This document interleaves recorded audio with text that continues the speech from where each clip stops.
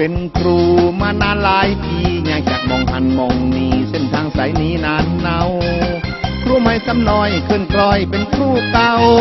สอนลูกสอนหลานนมนานจนว่าเท่า60 ปีหลวงเขาให้เศร้าเป็นครู ยังหักคือเก่าบ่อยากเศร้าเป็นครูเงินเดือนกับปานนอกาแต่มีนันนาไหลหลังพรังครูบ่จบบ่สิ้นเรื่องนี่สินของครูเสียงสนป่านคนหาหนูย้ายสังกัดพัฒนาเลิศรู้กินน้ำบ่ทรายย้ายไปหาหมองอยู่เรียนดูง่ายดูเพื่อให้คุณครูพัฒนาครูทุกคนเชิดชูได้ดีเพราะครูนั้นนะการฝึกเรียนได้ร่ำเรียนวิชาที่ทางส่องสว่างทางปัญญาได้ดีได้ดีที่มีค่าอย่าเรื่นก้าวหน้ามีวันนี้นะเพราะว่าครู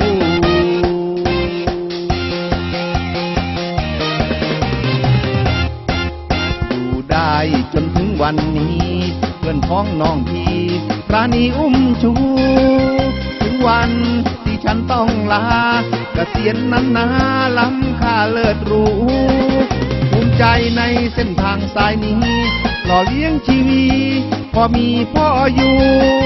ทักมันผูกพันกันต่อตัวไกล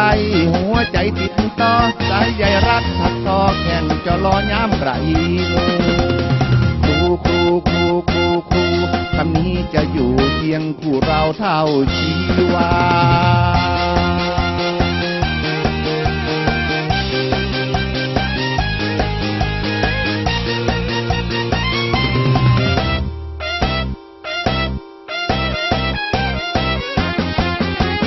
ครูทุกคนเชิดชูได้ดีเพราะครูนั้นนะฝึกอ่านฝึกเขียนได้ร่ำเรียนวิชาที่ทางส่องสว่างทางปัญญาได้ดีได้ดีชีวิตมีค่าเจริญก้าวหน้ามีวันนี้นะเพราะว่าครู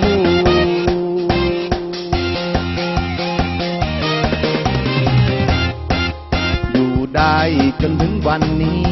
เพื่อนพ้องน้องพี่ปราณีอุ้มชูถึงวันที่ฉันต้องลาเกษียณนั้นนาล้ำค่าเลิศรู้ภูมิใจในเส้นทางสายนี้